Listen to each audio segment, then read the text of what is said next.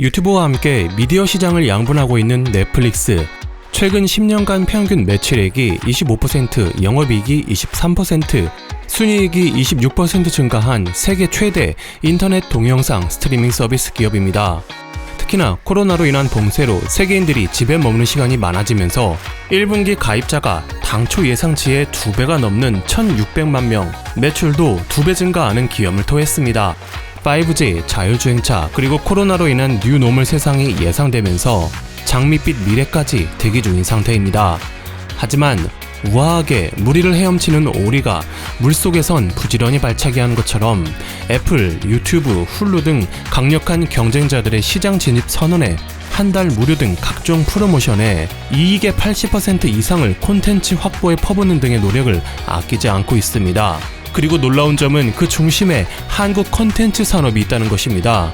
그 이유는 실로 간단 명료한 것으로서 아시아 시장을 장악하기 위해선 한국의 영상 콘텐츠가 이른바 필수제로서 등장했기 때문입니다. 수익 외에도 더 많은 마켓 시어를 확보하기 위해선 한국 드라마가 반드시 필요한 상황이 펼쳐진 것인데요. 보시는 것처럼 한국 드라마가 아시아 국가들의 시청 랭킹 상위권에 포진해 있습니다. 홍콩 1위 더킹, 3위 쌍가포차, 일본 1위 사랑의 불시착, 3위 이태원 클라스, 말레이시아 1위 더킹, 2위 쌍가포차. 상위권에 이름을 올린 건 한국 드라마가 대부분인 상황입니다. 심지어 아프리카 나이지리아에서도 1위가 더킹, 5위가 도깨비로 큰 인기입니다. 이러한 시장 상황에 넷플릭스로서는 한국 콘텐츠 구입에 열을 올리지 않을 수 없는 것이죠. 초기 한국 영상은 웹드라마 60여 편에 그쳤으나 이제는 수백 편에 달하는 콘텐츠를 확보하며 투자에 나섰습니다. 양질의 콘텐츠를 얻기 위해 국내 방송사들과 공급 계약을 체결하고 있는데 방송사들의 입장에서는 넷플릭스의 공세에 긴장하면서도 막대한 제작비 확보를 위해 홀드백 규정, 즉 TV에 먼저 방영되고 일정 기간 후 타 플랫폼에서 공개하는 조치까지 없애기 시작했습니다. 넷플릭스는 구입한 콘텐츠를 복수의 국가에 동시 공개하며 막대한 현금 흐름을 만들 수 있게 된 것인데요.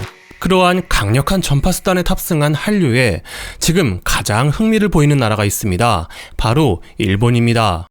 그간 일본에서는 한국 드라마를 접하기 위해서는 한국에서 방송된 뒤 2년에서 3년이나 지나서 DVD나 VOD를 통해서만 만나볼 수 있었는데요. 이제는 넷플릭스 스트리밍 서비스가 활성화되면서 빠르게 시청할 수 있게 되어 중장년층뿐만 아니라 10대, 20대도 쉽게 접할 수 있는 환경이 됐습니다. SNS에서는 유명 연예인들이 호평을 쏟아내면서 한국 드라마 열풍에 부채질을 하고 있습니다.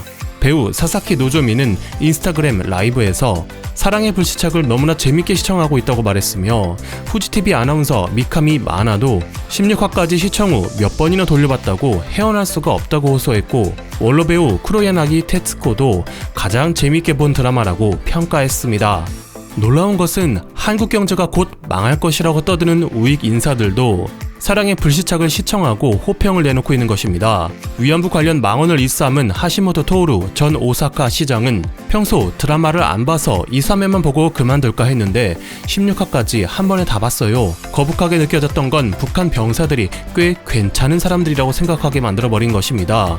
라고 털어놓았고 굳이 한국의 경제를 걱정해주는 극우 프로그램에서는 사랑의 불시착 이야기가 나오자 출연진들 사이에서 화색이 돌며 큰 관심을 보이기도 했습니다. 欧州がこけたら中国企業がちょっと傾くんですけれども、中国企業が傾いたら本当に倒れちゃうっていうところがある。倒れちゃう。ダメだダメだっていうのがなんかいいとこないの？いいとこないんですか？でもなんかドラマの話またの愛の不時着っていうのがうちの親もハマってるんですけどベッタベッタなのを臆面もなくやってくるんですよ。で僕ねあれは日本のコンテンツ産業はもっと学ぶべきだと思って。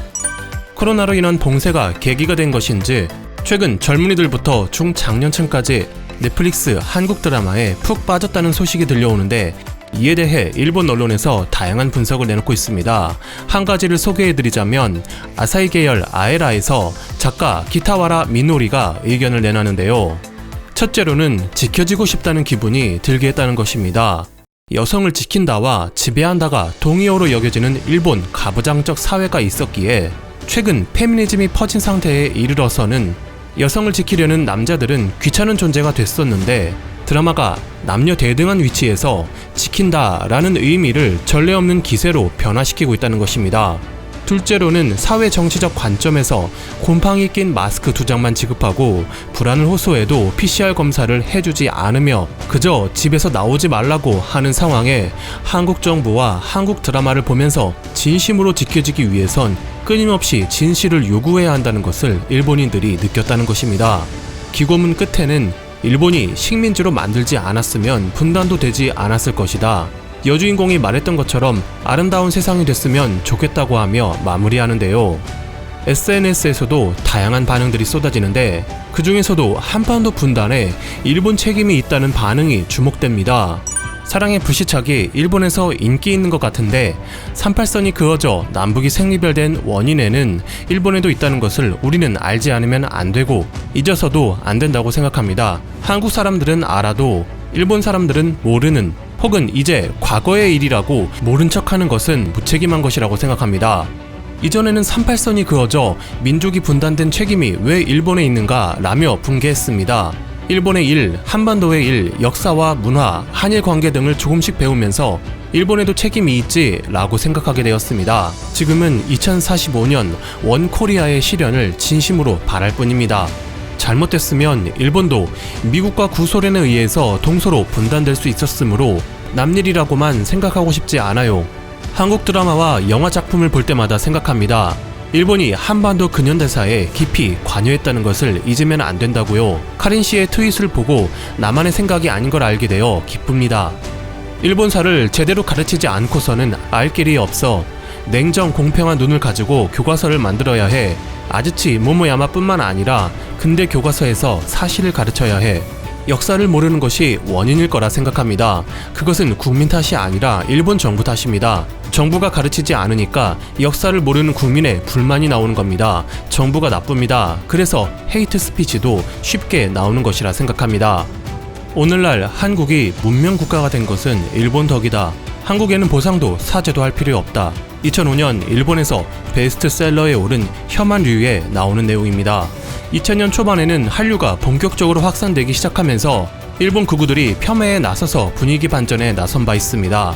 하지만 한때 잠잠해지기도 했던 한류 열풍은 중장년층들이 즐기던 한국 드라마에서 최근 10대, 20대를 중심으로 한 한국 화장품, 음식, 음악으로 재점화되었고 IT 기술의 발달로 이젠 한국 드라마를 전 연령과 극우 인사들까지도 즐기는 상황이 되었습니다. 문화산업은 식품, 자동차, 의류, 제조업과 관광산업 등 다양한 분야, 그리고 국가 이미지에 큰 시너지 효과를 가지는 만큼 앞으로도 지속적인 발전을 기대합니다. 감사합니다. 마트맨이었습니다.